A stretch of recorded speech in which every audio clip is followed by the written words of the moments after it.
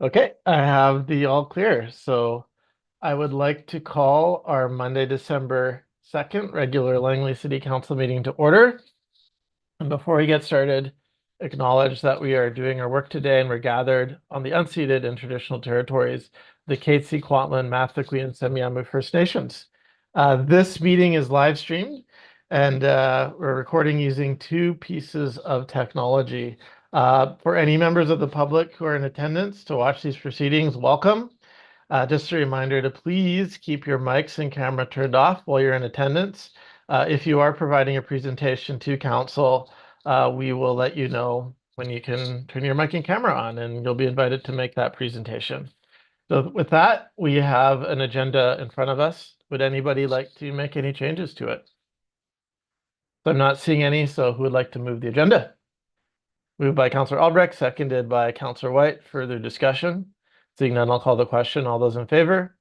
Any opposed? I'm seeing none opposed, so that's carried unanimously. We have the consent agenda as well. Does anybody like to remove anything from the consent agenda? Would anybody like to move the consent agenda? Moved by Councillor James, seconded by Councillor, I think I saw White again. So any further discussion on that?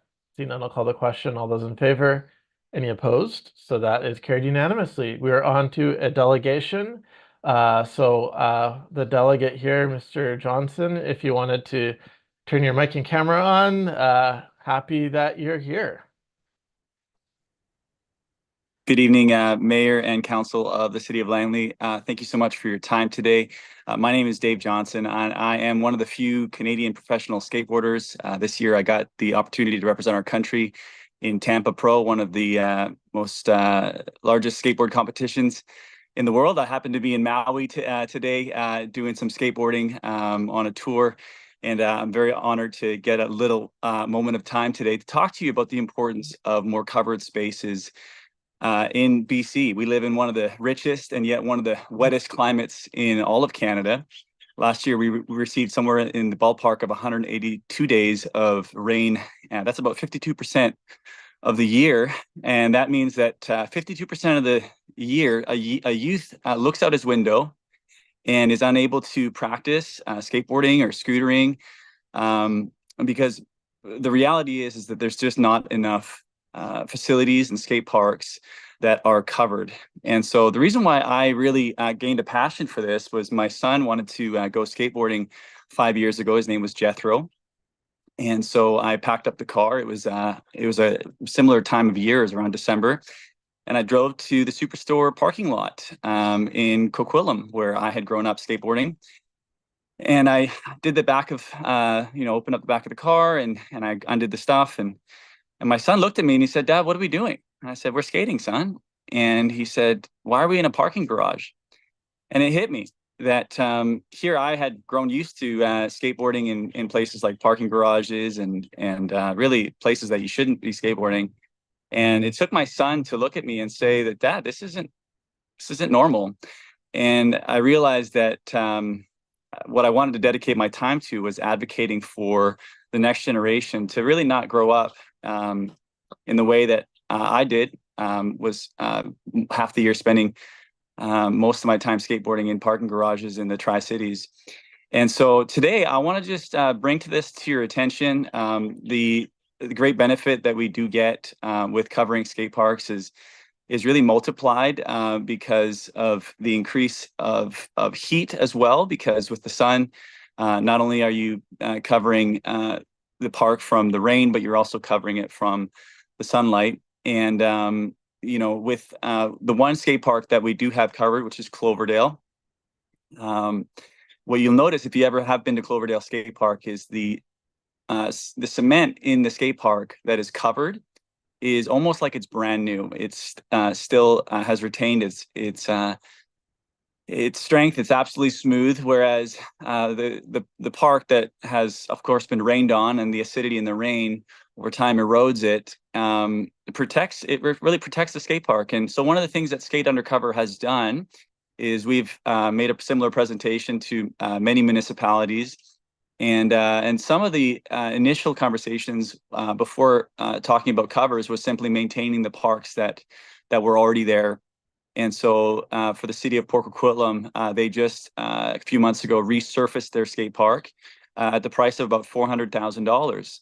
And now that was very exciting for the local community, and they added new features, and they actually just approved a few months ago a $13 million facility, which is going to be a covered lacrosse box. And then the periphery of the lacrosse box, they're going to have various different multi-sport places, and one of those being a fabric cover that comes out, and we're going to have some storage for some skate obstacles, and we're going to have not a permanent skate park, but a solution throughout the winter time. And so it's really encouraging to see the city of Poco recognize the need for more covered spaces and then to act accordingly. We've also seen Port Moody, they're renovating Rocky Point Skate Park, and we advocated for a cover there, and they have said that they're going to cover the skate park. And so, I think it's not, rocket science. As I travel the world, in Mexico, if you go into many places in Mexico, in the center of most towns and cities, you'll see a city square, and then you'll see a large concrete basketball court, and it'll have a cover. Now, in that case, many times, of course, it's for the sun. But you travel in many parts of the world, they'll leverage places that are already covered, like bridges, that already have cover, and they'll use these spaces for youth. And I recognize, as I've journeyed for the last 5 years and speaking to various different cities about bridges, I recognize that many of these places, especially bridges, have right-of-way passages through TransLink and various different corporations and companies that have not many youth interests.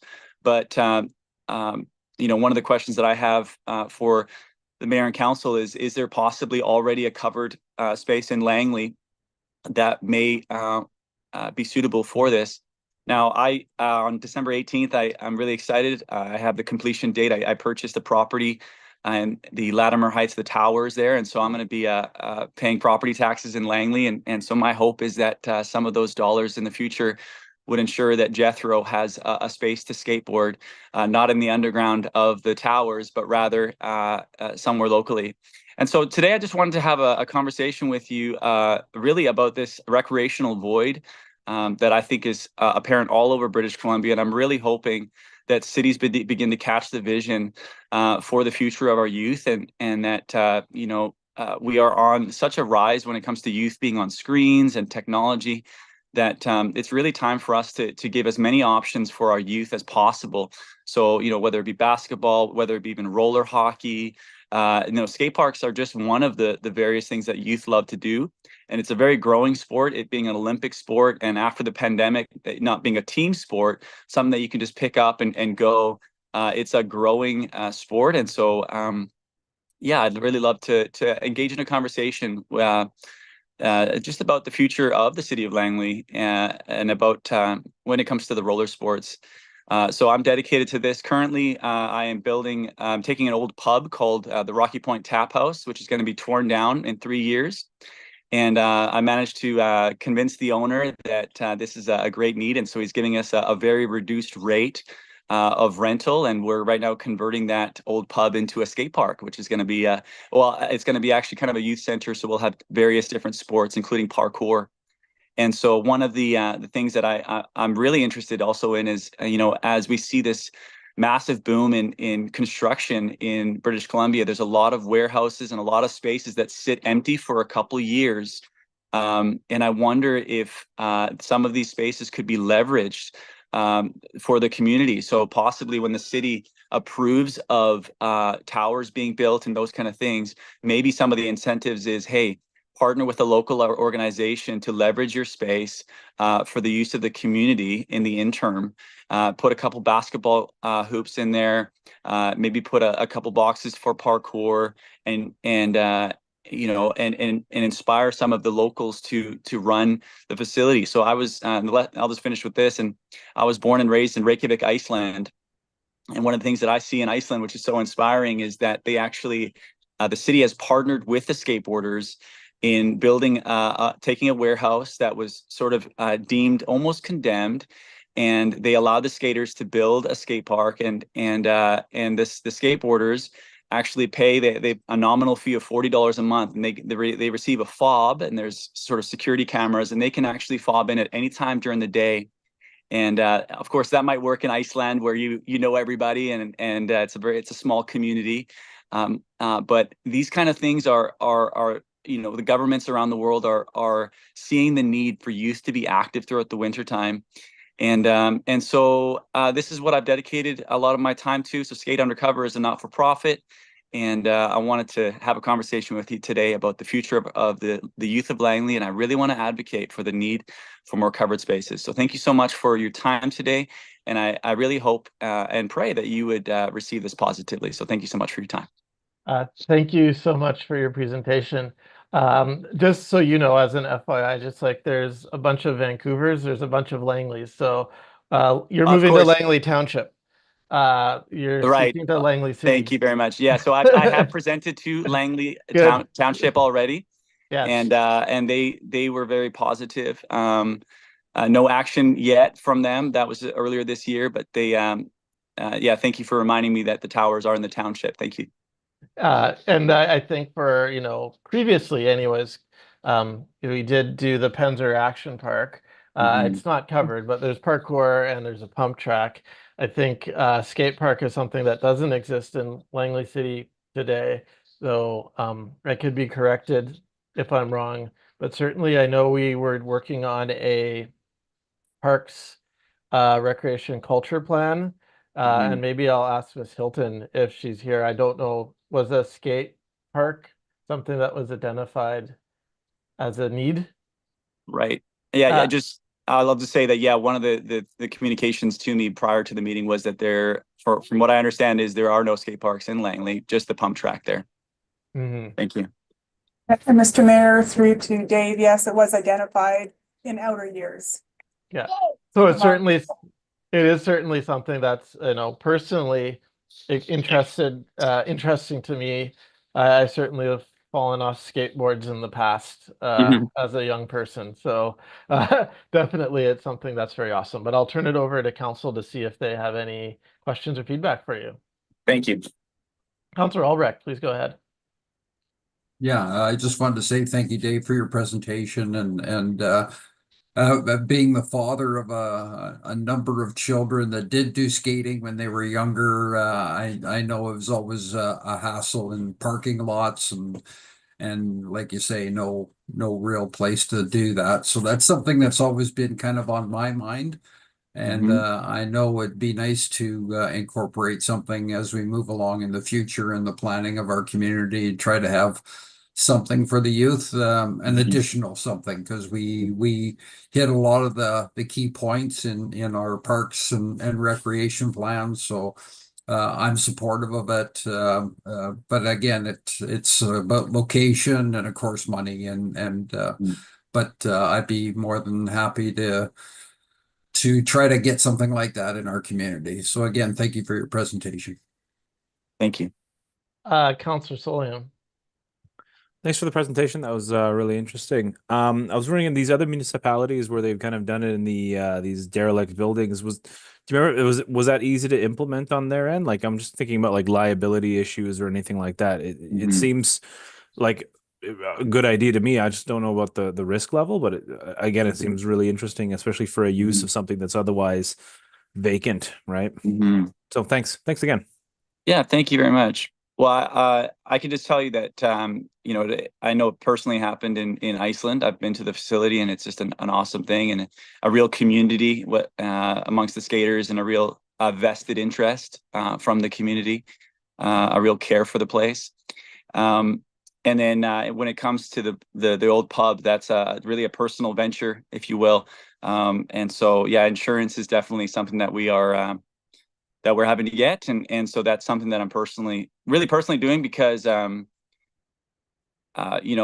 quote, you may have heard it before, when they won't give you a seat at their table, then it's time to build your own. And we've been doing this for 5 years, and we still don't have a facility yet for the youth, and so it's just time to build our own. And knowing that in about 2 years' time, Port Moody will hopefully have a facility, and same with Port Coquitlam. But that's just really scratching the surface for the amount of need, I think, locally. Great. Sure, go And ahead. just to follow up, so would we be able to get the contact info for who's implementing this in Port Moody and Poco? That'd be wonderful. Just to Absolutely. check in with them. Great. Absolutely. I will get that for you. Thank you very much. Awesome, Councillor White. Thank you, Mayor Pahal, and thank you very much, Dave, for your presentation. You highlighted to me that people of passion often adapt, and they adapt to find a way to pursue their passion, and then all of a sudden you don't realize that you're still adapting. And I think that just underscores not just a particular concern that you have, but many other people who are exploring similar things. And I just want to thank you for bringing that to our attention. And there are the challenges, but I think there is also great opportunity for us to take whatever chances come along and give our kids other options rather than scrolling, watching TV, spending time on their computers, and being active and engaged and involved in a great community. So thank you very much. Thank you very much. Awesome. Well, thank you. I'm not seeing any other questions or comments from council, so we really appreciate you taking the time to speak with us today, and I hope you have a great rest of your evening. Okay. Thank you very much. Okay, bye for now. Bye-bye. So we are now on to 6A, which is Langley City website upgrade presentation. So I don't know if it's Ms. Dupley that's doing the presentation. Yes. Hello everyone. I'm Mayor and Council. It's my pleasure actually this evening to formally introduce Council to our new Langley City website. So I'm just going to provide a very brief overview of the project and the processes, and then I'm going to hand it over to Jessica, who's also online, and she has some fabulous slides to take you through.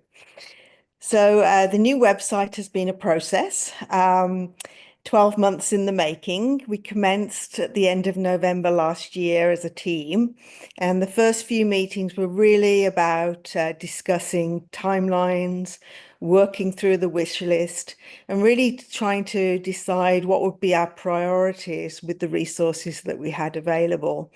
And of course, with these type of initiatives, the wish list is always much longer than you have resources for. So prioritizing the wish list was really key, and understanding across the organization that we would be focused on building good foundations, and that the more bells and whistles could always be added over a number of years as we move towards the creation of the digital city. So we've developed an RFP, a request for proposal, that prioritized user-friendly operation, including easy access to search functions, other languages, and improved accessibility options. We also sought to improve the layout, the navigation, and the site performance. Streamlining the overall structure and functionality was really key, as well as trying to improve the integration with other city systems. The RFP posted, and we received 9 submissions. Up and Up was selected as our website developer due to their extensive experience working with Drupal, which is the preferred website operating system, and the vast experience that they already had on municipal government websites. They were also the web designers of the majority of the websites that the project team had considered to be best practices. So the project kicked off with Up and Up on March 4th of this year, and it was anticipated to be an 8 to 9 month process if all went to schedule, and we did our part, responding in a timely manner. Phase 1 of the project really was to map out the new website. The new site architecture is where we started and planned it all out on a page with them. Phase 2 went into website design, and the first 2 mock-ups that we saw, our team wasn't that impressed with them, so we pushed back for a little bit more creativity while we were still staying within our brand guidelines. Once we'd had something we were all happy with, we moved forward with them on website design, and that was in phase 3, the development phase. Phase 4 was about content, and we knew pretty early on this was going to be a huge challenge for us. As much of the old website, the content was very outdated. Phase 6 was beta testing, and it was an opportunity for a wider group across the organisation to not only get a preview of the site, but also help us look for any bugs that might be there. This is really sort of like introducing a fresh pair of eyes into the process. And then the final phase was launch and post-launch, which is where we're at today. We have stabilisation support still in place from up and up until December 12th, and that's pretty standard with all new website launches. And going forward, we have a hosting and maintenance support contract in place, which will help alleviate some of the pressures on our internal IT resources. We've certainly learnt a lot going through the process, and we know that the website will need constant content updates. It will always be a work in progress as we continue to grow our digital offerings and as we evolve as a community. I've been so fortunate to have an amazing staff team to work on this project, and there's no doubt that this initiative would not have been delivered on time had it not been for the hard work and responsiveness of Matthew, Graham, Jessica and Leslie. Their focus and desire to create a platform that better reflected and positioned our community and organisation was really apparent throughout the project. So I'm going to turn it over to Jessica now, and she's got some great slides to share with you that will showcase some of the examples of our website makeover. Thank you. Jessica? Thanks, Wendy. Can you let me know if you can see my screen? Yep, we're good. Perfect. I'm really excited to show and highlight this new website that our team has been working really hard on. We have concentrated on, making it more accessible, make it visually appealing, modernize it, and make it user-friendly. So to take us back in time, we should revisit our old website to see what it looked like before. This is our old website, if you can remember, going back in the time machine. This is our front page. So our home slider, some buttons, our news and announcements. Underneath here, we have our video spotlights and our events and meetings. For our new one, this is what it now looks like. So it's very bright, colorful. It showcases the vibrant community in Langley City. We have buttons here with icons, our latest news and upcoming events. We decided to push up the upcoming events because it's a timely matter, timely item. So it doesn't make sense for it to be at the bottom, and we really wanted to highlight these amazing events that happen in our community. Underneath that, we have our city highlights, where you can see we have videos, we are highlighting our programs, newsletter, projects, and underneath here, some quick links for easy navigation that is displayed throughout our website. We have great features.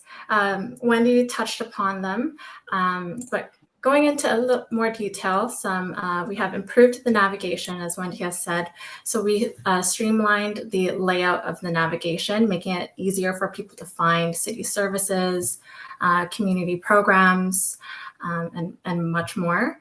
We've enhanced the search options and functions on our website. So we now have 2 search bars, one on the top right and one on this area right here, right on the homepage banner. So it makes it easy for people to find things easily. Whether you're on your desktop or your mobile view, you can find the bars quite easily. And touching on that, it's now easier to browse our website, no matter if you're on your smartphone, your tablet, or your desktop. We've optimized it for a smooth browsing experience across various different devices. We also have the utilization of icons here. So as you can see on these buttons, we have symbols. It's to improve communication and navigation. These intuitive icons are added in key areas and buttons. They're visual symbols that will enhance universal understanding. So it's easier for people to navigate through our website, no matter what language they speak. That can just help people look through our website and find what they need easily. We have multilingual translation. We have 18 different languages. So if you click on that top right corner, and all of these different languages will pop up. Wendy has done great and amazing research on this. We have 18 languages so far. More can always be added, but we looked into the needs of our community and what languages would be helpful. And these are the ones that came out of that research.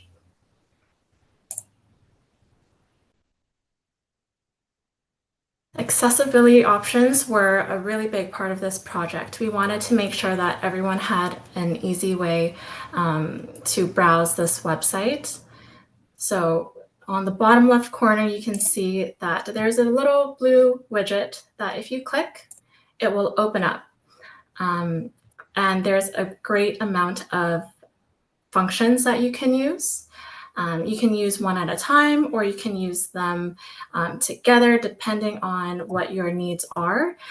It is customizable. So we have all of these options here.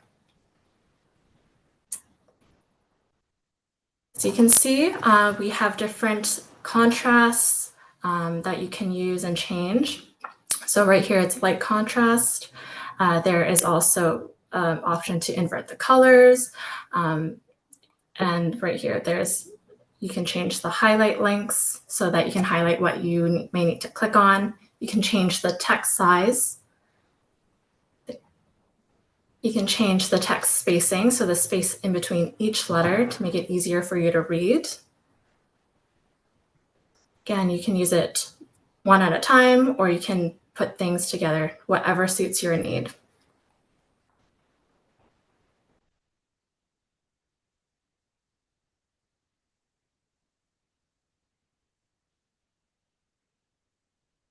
Old website, our homepage banner had an automatic scrolling banner. We were advised that it wasn't the best practice to have this feature from an accessibility standpoint. So while we no longer have that automatic banner, we have that option to pause animations just in case. We can also hide images on here. There's a really amazing tool that's labeled as dyslexia friendly. So what this does is it makes the reading experience for the user and it makes the text easier on their eyes. So for example, letters, you can change letters to have less symmetry, apologies, by changing the text and the symbols, so then you can easily discern them from each other. The letter zero and or the letter O and zero can look the same. So by adding a slash in the number zero, it can help differentiate the two. I don't know about you, but I always lose my cursor on a page. So this feature is really handy for me. You can enlarge the cursor so you can easily see where you're clicking, where your mouse is on your screen, and you won't have to lose your mouse and try to look where it is on the screen.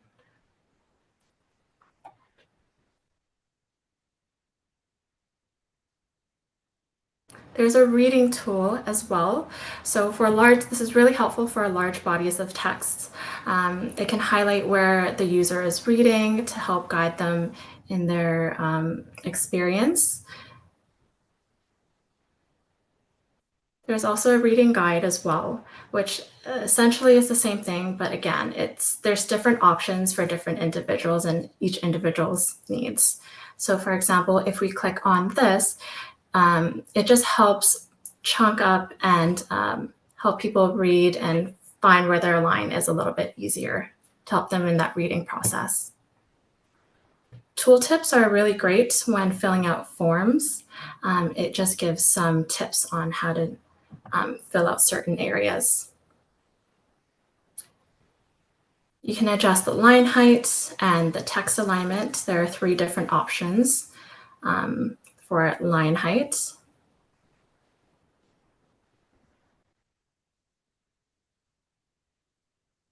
You can add it on with text align.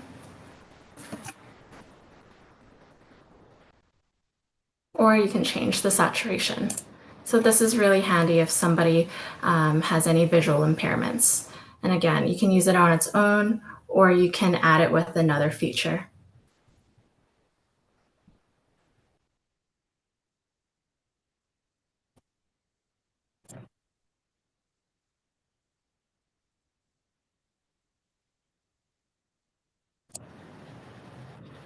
I'm really excited about those accessibility functions. I think it's going to be really great for the public, and I'm definitely going to find it easy to use as well. One thing that we also worked on for this website is making information easy to find. So we've added blocks of text that have color behind them, separating different sections of the website, making it easy to find what you need rather than having it all in one large body of text. So you can see we also have included buttons throughout our website to make it easy for individuals to navigate very quickly. We've revamped our events area and layout. So we've included more images of our events and highlighted some of them as well. For example, Magic of Christmas is right over here, as well as our film festival call out. So our future events contains, again, more images highlighting our community and its events. We have broken up the events into different sections, making it easy for what you can find, and just highlighting our community. I mean, I'm proud to work in Langley City, and I really wanted to highlight Langley City. I think we're a great community, and a great way to highlight that is through images and through videos. And it really modernizes our website as well and makes it fun to read and look for information.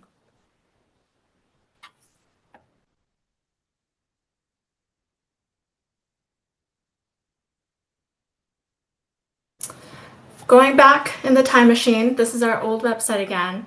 So our old website did have a lot of large bodies of text. It made it hard to find. You had to read through everything. It doesn't really engage you as much as our new website. So this was our garbage recycling and green can page. As you can see, there's quite a bit of text on it. Our new website. We've taken this approach of having these main pages where it'll have the key bits of information, and then we'll section them off and break them down into different categories so you can just quickly jump to what you need to find. You can go straight to the source with as little navigation and guesswork as possible.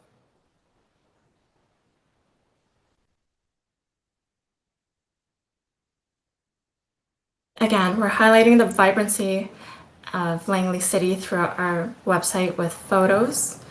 You can see here we have our recreation page for swimming and aquatics, preschool.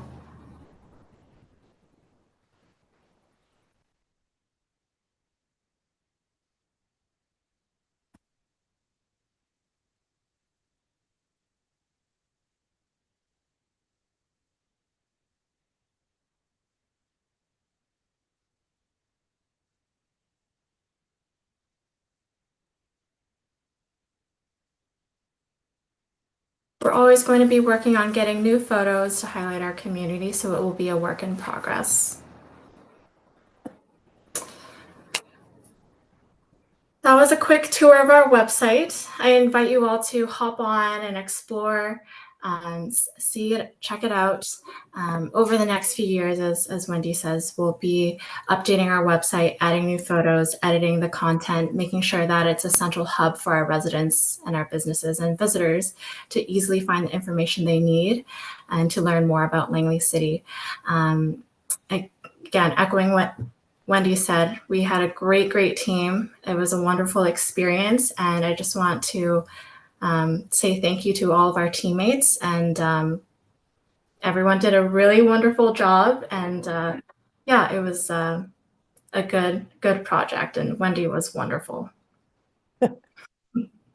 Thank you for your time. Have fun exploring the new website, the new improvements, and as always, we're always looking out on ways on how to improve. So if there's any feedback that the public would like to share with us, they can reach us at communications@langleycity.ca. And thank you so much for this presentation. Certainly a welcome improvement compared to the past, indeed. And again, if council has some feedback on what they'd like to see as well, we can obviously get in touch with you, but this is fantastic. So I see Councillor James has a comment or question. I do actually. Thank you, Mayor Pahal. I think I know the answer to this, and I was probably one of the first people to hop on the 14th when it was soft launched. I think it's amazing. Wendy, if you're able to just explain to people if they are checking out the new website, why some of the old components of the website may or may not show up. Like I've run into like broken links and things like that, but I'm getting the old website stuff. So is there a way to prevent that, or is that just part of the gig until this is completely transformed? Or yeah, if you could explain it better than I am, that would be helpful to people. Thank you. Yeah, I think a lot of people search for Google and Google is still indexing the old site. Correct. Yeah, that's interesting because when I Google it, I get the new site. And of course, the new site you can tell has a slightly different domain address. So it's not City of Langley now, it's Langley City. So that's slightly different, but it will be a work in progress. And I mean, we are slowly working our way through the whole site, which was a huge undertaking, as you can imagine, from a content perspective. And the girls have been working so hard in communications, trying to get as much content and links updated. But please, if you notice anything that isn't correct or isn't working correctly, please let us know, because we have regular support hours scheduled as well, or there's something that it may be covered under the stabilization support that we currently have still in place. So please do flag anything that you come across, but we'll be continuing to update as we go. Jessica, did you have anything to add? No, it's exactly what Mayor Nathan Pahal said. As the new website is here, certain links will not be indexed from Google, so it will take some time for those to get removed from Google. The best thing that I would suggest for anyone to do right now is to go on the website and use the search functions within the website itself. That will ensure that you don't run into those old Google links. And Awesome. the search functions within the website as well are powered by AI, which is helping you populate the searches appropriately as you go. So it's going to be as good as going through Google, but probably even better for the time being. Perfect. So again, this is a great thing. If there's anything else, I'm sure we can reach out. Thank you so much for this presentation. So with that, we'll just move on. Our last open council meeting of the year is next week, December 9th. It's also budget workshop that day as well. And it's also the last meeting held virtually. And we'll be back in person on January 13th. Over to council advisory body updates. Do we have anything from council? I am not seeing any, so we're going to go over to bylaws, and I think Councillor Mack, you have something. Thank you, Mayor Pahal. Through the mayor, for continuity, I'm going to be recusing myself from deliberation, regarding bylaw 3302. There are 5 items listed, and unfortunately, one of them is requesting a budget amendment for the Fraser Highway one-way project, as they are being voted for as a block and overall represent a small list of items and don't feel comfortable proceeding. I previously declared a pecuniary and non-pecuniary conflict of interest for the one-way project, so I'm not sure if staff need anything else from me to bump me into the lobby. Nope, I'll put you in the waiting room and I'll bring you back. Thank you, Thank you. Councillor. So with that, we have the bylaw 3302. So there's a recommendation that the bylaw cited as Financial Plan 2024-2028 bylaw 2024 number 3266, amendment number 2, bylaw 3220 be read a first, second, and third time. Is there a mover of it? So moved by Councillor James, seconded by Councillor Albrecht. Any further discussion? If I'm seeing none, I'll call the question. All those in favor?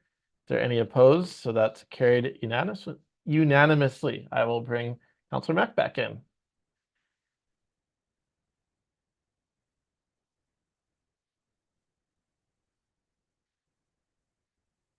Welcome back. So we are now on item 8B, which is the fee and charge amendments. So there is a recommendation here that the bylaw cited as fee and charges bylaw 2020-10 number 2837, amendment number 36, 2024 number 3297 be read a first, second, and third time. Is there a mover and a seconder? So moved by Councillor Sullivan, seconded by Councillor Albrecht. Any further discussion on this one? Seeing none, I'll call the question. All those in favor? Any opposed? So that's carried unanimously.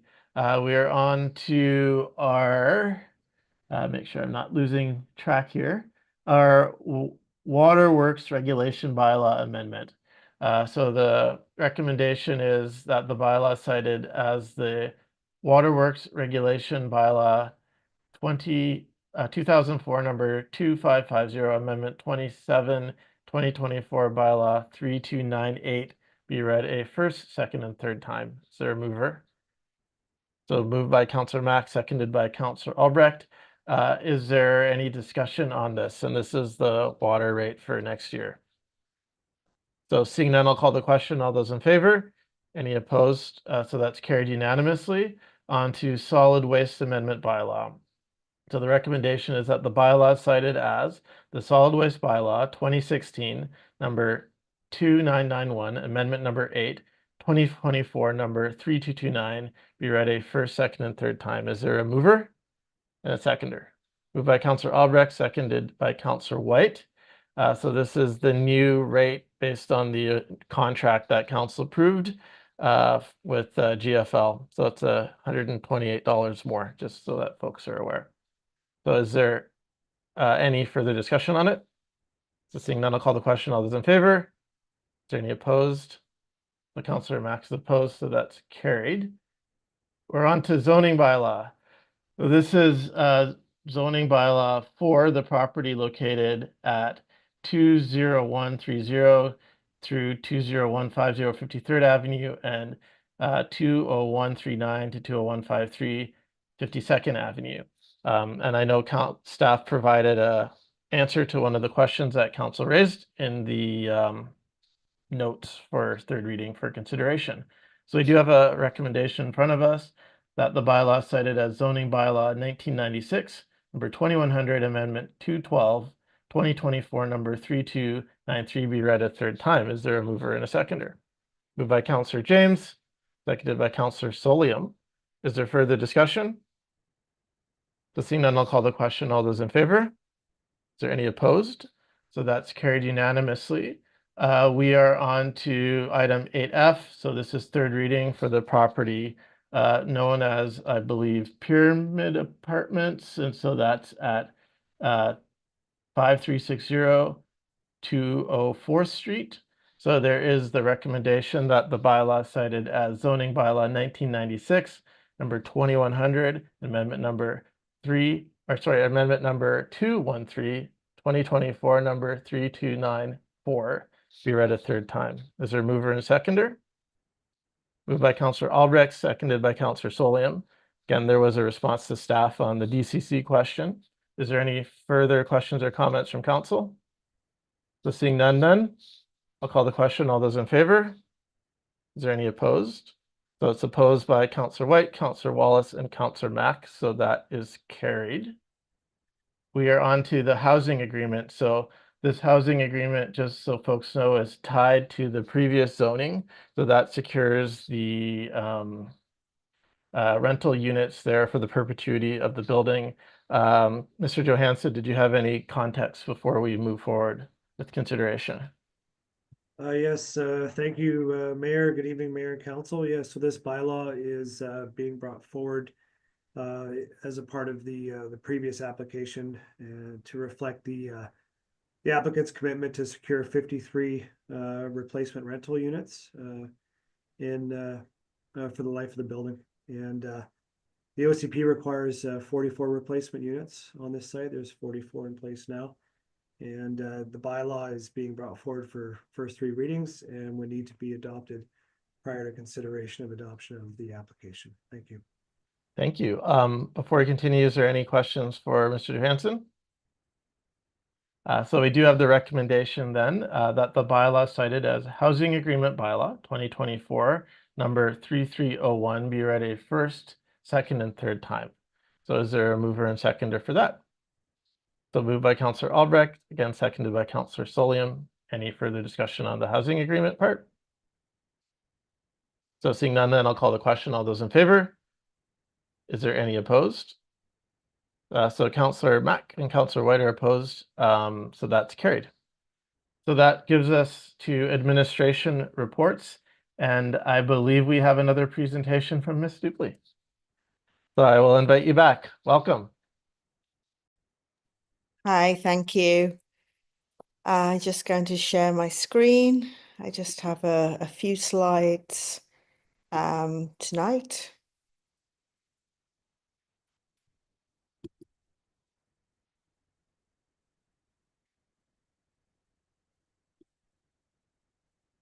So thank you again, Mayor and Council.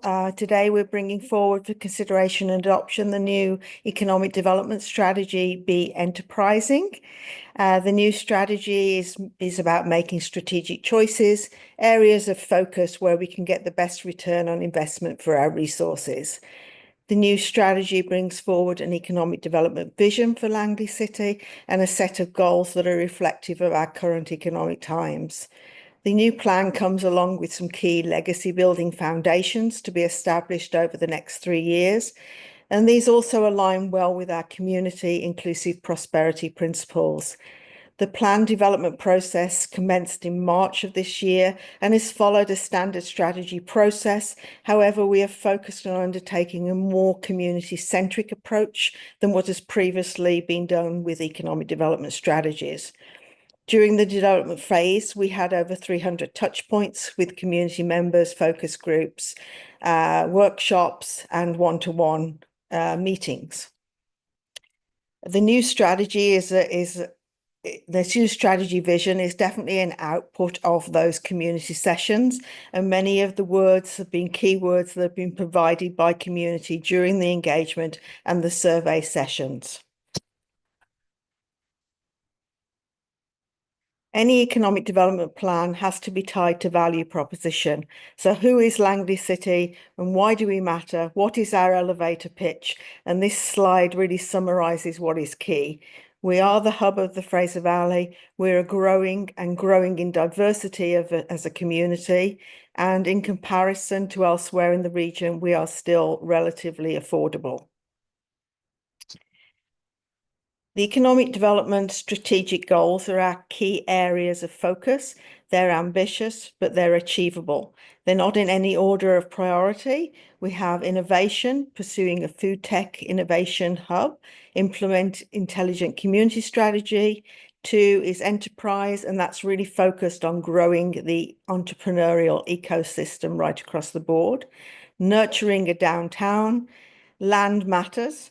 And in a small community, every square inch that we have has to be counted for. And we have investment readiness, which is really about establishing the fundamentals of economic development functions within the municipality and really getting us ready to start bringing in those new larger size investments. And the final area is a little bit different. We've labelled it enablers. This is recognition of some community building foundations that we're suggesting due to tight resources that these are addressed through the broader city strategic planning processes. And the only other slide I wanted to touch on in this brief presentation this evening was to talk about the KPIs, the key performance indicators, because we have to measure what matters. We have to measure that we're making progress. So we have 3 high-level indicators that we're using here: the Net Promoter Score, the increased business licenses per capita, with the addition of monitoring food and beverage businesses specifically, so we can check that longer-term endeavour. And of course, maintaining the non-residential tax assessment is so critical to the balance of the community. So I suggest that we'll be moving forward with 2024 statistics as a baseline for the KPIs, and then we'll look forward to annually coming back to council to really report on our progress. In closing, the new economic development strategy, Be Enterprising, is interconnected with other city plans and strategies. It is bold, exciting, ambitious, and in its goals, it will require leadership and collaboration across both the community and the region to achieve its success. But I believe we're ready. And for next steps, if Council accepts the recommendations to adopt and implement the new economic development strategy, staff will be ready to start work early in the new year. And with that, I'll turn it back to Council for answering any questions that they may have. Thank you very much for the presentation. And yeah, I'll turn it over to see if we have any questions from Council. Councillor Albrecht, please go ahead. Yeah, thank you, Mayor Pahal. And I just want to thank you, Wendy, for all your hard work with your team and all the effort put into research what our community has, what it can provide, and the opportunities that are there for us to take advantage of. And I'm pretty excited about this. I'm fully supportive, and I'm really looking forward to the future of our community and becoming unique in Metro Vancouver. And I think this is something that will put us on the map and something that will give us a focus in developing that future vision for our community. So thank you so much for all your hard work. I really appreciate it. Thank you. It's been fun. Let's go to Councillor White. Thank you, Mayor Pahal. I wanted to just echo what my peer Councillor Albrecht just expressed to Wendy. Thank you so much. The fact that we have a new economic development plan, so like 8 years within a decade of our last one, I think was critical. We came through a tremendous time, which really caused upheaval with COVID. It shaped and changed business and our communities in a number of ways, and how businesses work and how we operate as a city. And so I think this was very timely. And I just want to commend again the efforts, the research that's gone into this. And I love the tagline, Be Enterprising. I think it's an invitation to everyone. Thank you. Thank you. Is there any other comments or questions from Council? Councillor James, I see your hand. Yeah, thank you, Mr. Mayor. Yeah, I just wanted to comment on the thoroughness of the work that's been done. It's been very evident. I appreciate all the community engagement, the opportunity for Council to participate. Just watching, I think from pretty much the beginning, watching this come together and seeing all the hard work that was done is very appreciated. And I personally can't start to work with the community groups that have been identified in this economic development plan as well. The Chamber, the DLBA, Discover Langley City.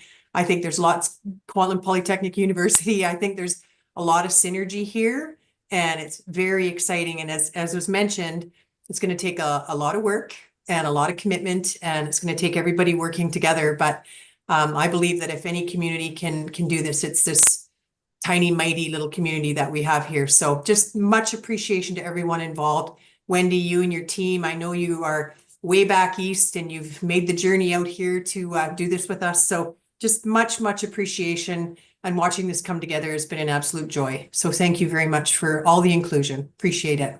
Thank you, Mr. Mayor. Thank you. Councillor Wallace, go ahead.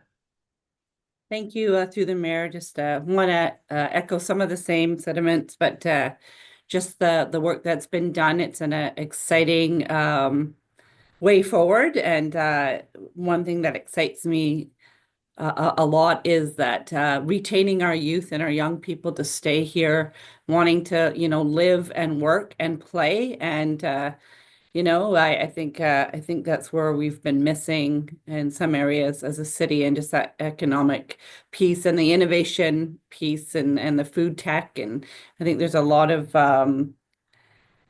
issues that will really connect with our youth and have them stay here. And just we talk about the downtown destination, but I see this, reaching out past our downtown and into the rest of the city, which is really great. So thank you very much. Thank you. I appreciate it. Thank you. Any further discussion? So I'll just add one note. I'm glad that we are starting to see reports now that either whether we have plans that either are creating the KPIs or that they actually now have KPIs attached to them that will roll into our dashboard. Because you know, as you said, we need to measure what matters and make sure we're actually making progress on this. So I look forward to seeing how we implement this and tweaks in the future. Very exciting plan indeed. So I'm not seeing any other questions or comments from council. So we do have two recommendations. So I'll just read them out. That council approve and adopt the 2024 Economic Development Strategy, be enterprising, as a replacement for the 2016 Economic Development Strategy. And two, that council directs staff to commence implementation of the strategy and provide an annual progress report to council. So is there a mover? So moved by Councillor Wallace, seconded by Councillor Albrecht. Is there any further discussion? So I'm seeing none. I'll call the question. All those in favor? Is there any opposed? So there's none opposed. So that's carried unanimously. Thank you very much. Thank so you we very are, much, everyone. yes, have a great rest of your night. It must be like, what is it? 1 a.m. practically. So Midnight, so we're yeah, good. awesome. So Thank you, everyone. Good evening. Bye for now. So we're on to the motions, and we have two motions from Councillor Mack and Councillor White. I'm not sure how you would like to handle it. You can either have a mover and a seconder as it's read or presented on the page here, or you can read it out loud. The choice is yours. So I'll turn it over to Councillor Mack. Thank you, Mayor Pahal. I'll read through the motion, and then I think Councillor White has some comments to help introduce the motion after. So the recommendation reads, whereas transparency of the budget process and public awareness of deliberations on items not covered within Section 90 of the Community Charter is a paramount principle of good governance, and whereas closed meeting agenda items and discussions should be strictly limited to those permitted to occur in a closed meeting format, therefore be it resolved that Council conduct budget deliberations in open meetings of Council, and that Council consider service level increments or increases in closed meetings as necessary, but only as strictly permitted under Section 90 of the Community Charter. And there's a seconder. So seconded by Councillor White. Before we get to Councillor White, did you have any further comments, Councillor Mack? Okay, Councillor White, go ahead. Thank you, Mayor Pahal. I just wanted to endorse, as I did with my seconding, this motion. And this really is speaking as much to the what of what we do as it is to the how. And that we have to go through a process of creating a budget and work with staff in creating a budget. It's also how we do it. And we have a huge value for excellence. We have a huge value for communication.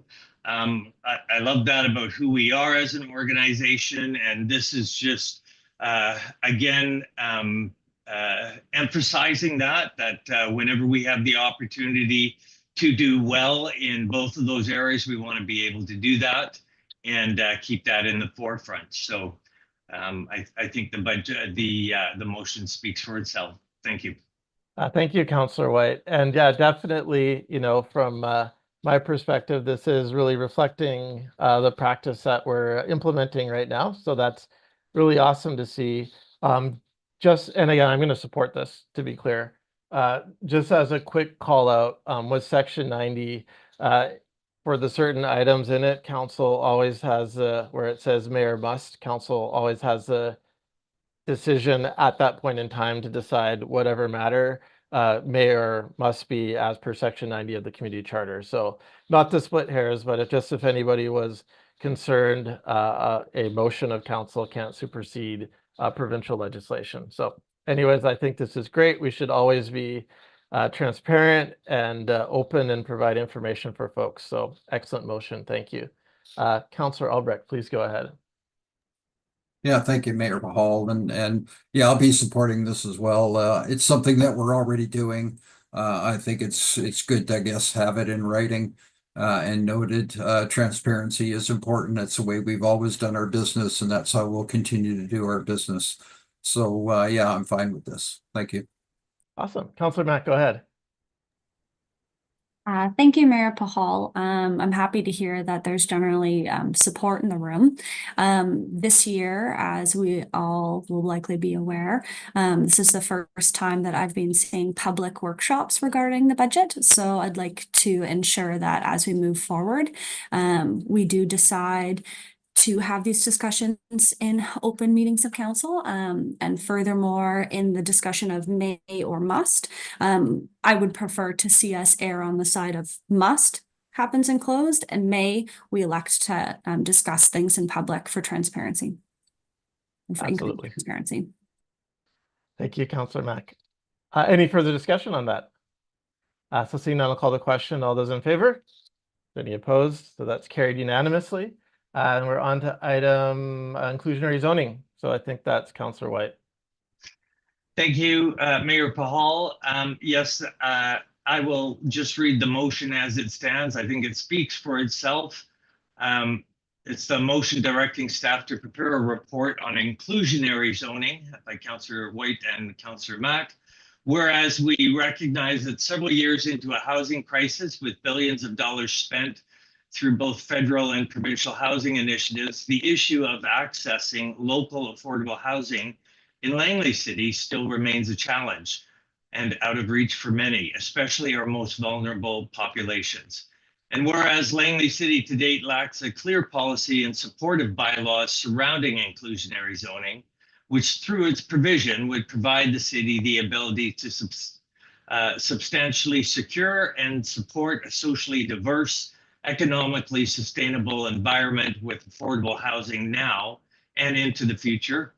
And whereas the province, with the introduction of Bill 16, Housing Statutes Amendment Act, provides these enablements to local municipalities, and further with Metro Vancouver Regional District providing an in-depth report, a regional model for inclusionary housing, final report February 29th, 24, which highlights the effectiveness of inclusionary zoning.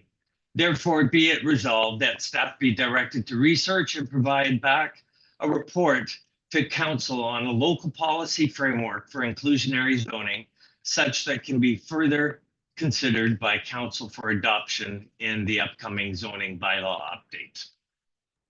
Thank you. And there's a seconder, I assume.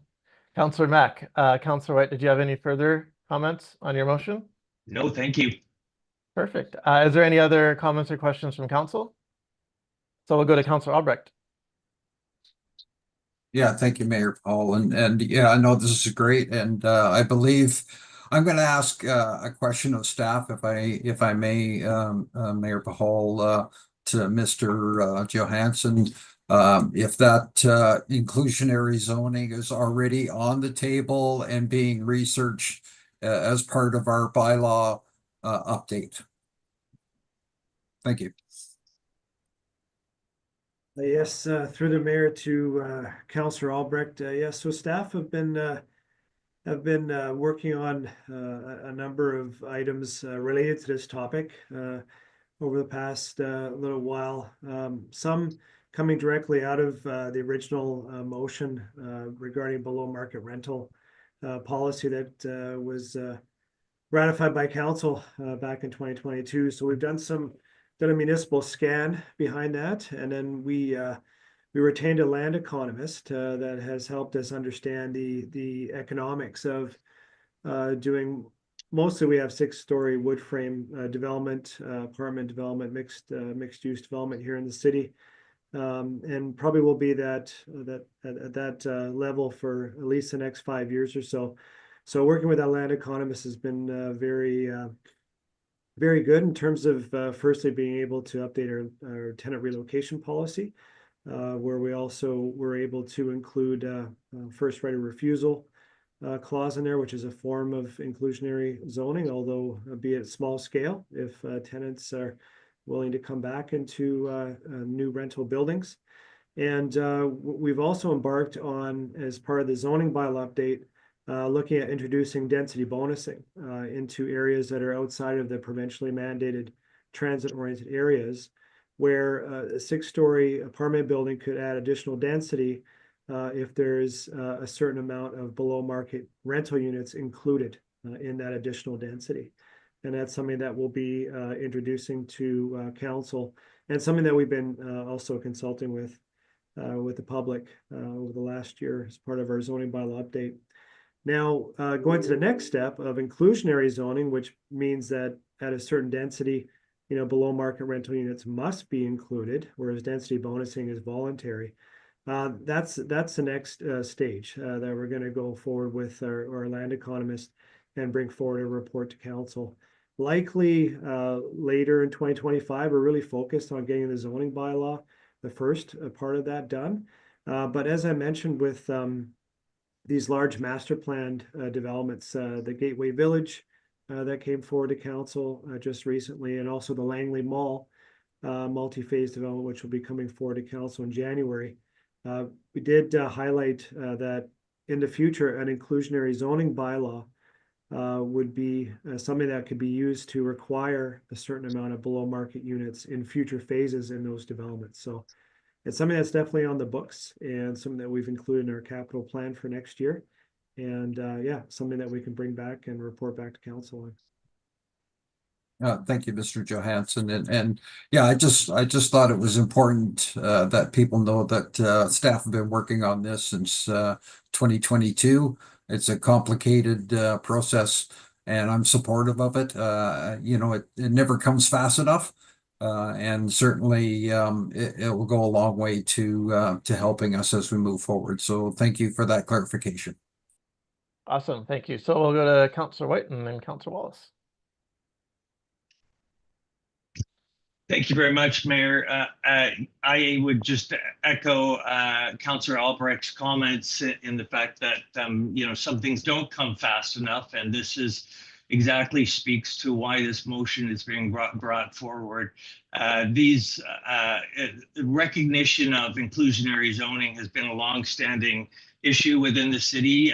Reports go back to 2007, stipulating that this really needs to be a priority for the city of Langley. And I think it's commendable the level of work that's gone into bringing the kind of research and work into seeing it come into fruition.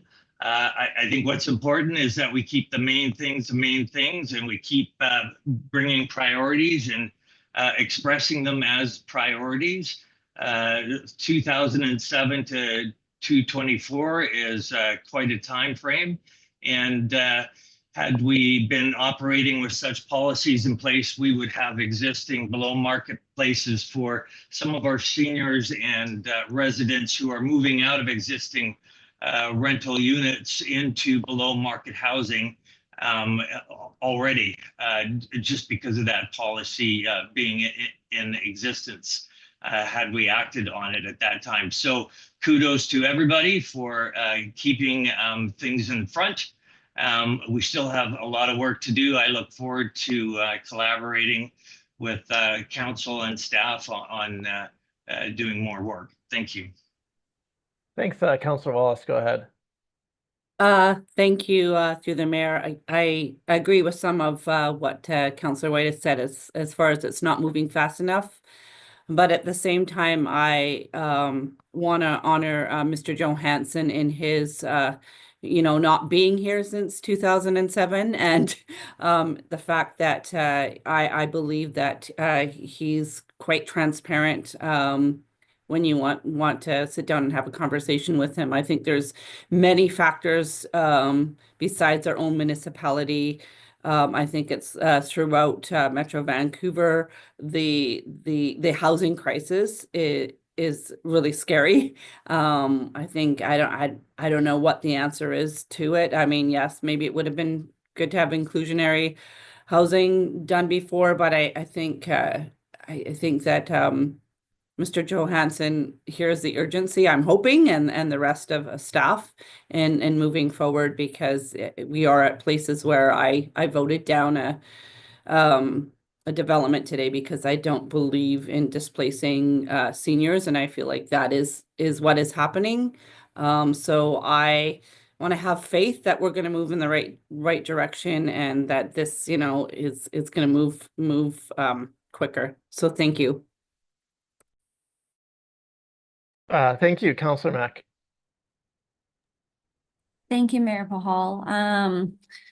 3 years is a long time to be working on policy. I do respect the fact that work is being done. However, 3 years, again, is a long time. We have a market that's unaffordable for most of our living population. If you look at just household averages and the price of market housing, generally speaking, so it's a challenge, and we have a very vulnerable population. So I don't think that this policy can come fast enough. Thank you. Well, as council knows, and I'm fully supportive of this, all things are decided by the amount of resources that we expend on staff and on our capital budgets to get these done.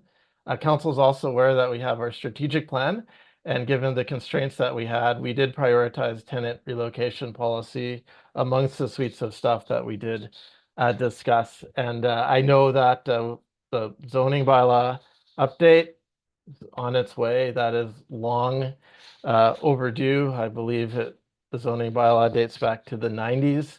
So making sure that we get that initial phase one complete and out there. I think it's been 2 terms, you know, since this has been at least 3 terms, I guess, as a member of council, to try to get the first chunk of our zoning bylaw in place.